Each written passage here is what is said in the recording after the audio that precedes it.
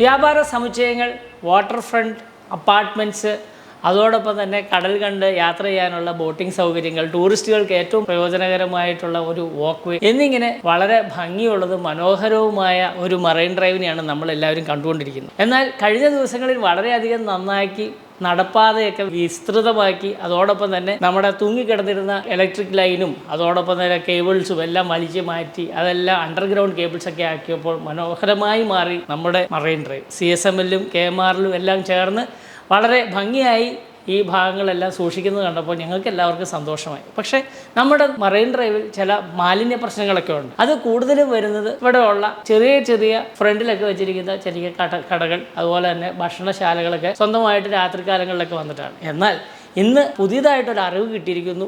311 പെട്ടിക്കടകളെല്ലാം കൂടെ നമ്മുടെ മറൈൻ ഡ്രൈവിലേക്ക് മാറ്റി പാർപ്പിക്കുന്നുവെന്ന്. ഇത് വേണോ എന്ന് നമ്മൾ ഓരോരുത്തരും ചിന്തിക്കണം. മറൈൻ ഡ്രൈവ് നിവാസികളും അതോടൊപ്പം തന്നെ വ്യാപാരികൾ, അതോടൊപ്പം തന്നെ ഇവിടെ കച്ചവടം ചെയ്യുന്നവർ അല്ലെങ്കിൽ ഇവിടെ ഒരു ഫ്ലാറ്റ് മേടിക്കുന്നവരൊക്കെ 10,000 രൂപ മുതൽ മുകളിലേക്ക് കൊടുത്താണ് ഇവിടെ മറൈൻ ഡ്രൈവിൽ ഒരു സ്ക്വയർ ഫീറ്റിലിരിക്കുന്നത്.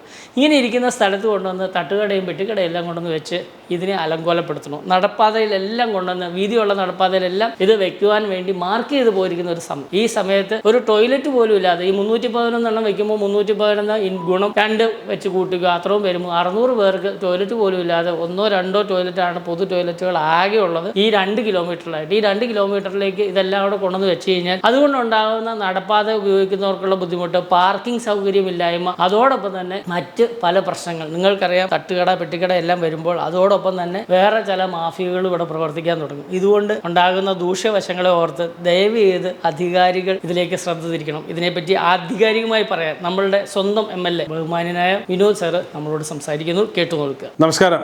എറണാകുളം ഷൺമുഖൻ റോഡ് കൊച്ചി നഗരസഭ അശാസ്ത്രീയമായി തെരുവോര കച്ചവടക്കാരുടെ റീഹാബിലിറ്റേഷന് വേണ്ടി ഒരു വെൻഡിങ് സോണായി പ്രഖ്യാപിക്കാനുള്ള തീരുമാനമെടുത്തത് അങ്ങേയറ്റം ദൗർഭാഗ്യകരമായ ഒരു തീരുമാനമാണ്. നമുക്കറിയാം, കേരളത്തിലെ ഏറ്റവും മനോഹരമായ ഒരു പ്രദേശമാണ് എറണാകുളം മറൈൻ ഡ്രൈവ്. അതിനോട് ചേർന്നുള്ള എറണാകുളം ഷൺമുഖൻ റോഡ്. ആ Shanmughan road Kochi smart city mission വാഹനങ്ങൾ പാർക്ക് ചെയ്യാനും സൈക്കിൾ ട്രാക്കിങ്ങിനും അതുപോലെ തന്നെ പെഡസ്ട്രിയൽ വാക്ക്വേക്കുമായി ഫുട്പാത്തുകൾ നിർമ്മിച്ച സ്ഥാനത്ത് അവിടെ അല്പം ഫുട്പാത്തിന് വീതിയുണ്ട് എന്ന് കാരണം പറഞ്ഞുകൊണ്ട് നമുക്ക് തെരുവോര കച്ചവടക്കാരെ പുനരധിവസിപ്പിക്കാനുള്ള ഒരു കേന്ദ്രമായി അതിനെ മാറ്റാനുള്ള തീരുമാനത്തെ MLA എന്നുള്ളത് ഞാൻ ശക്തമായി എതിർക്കുകയാണ്.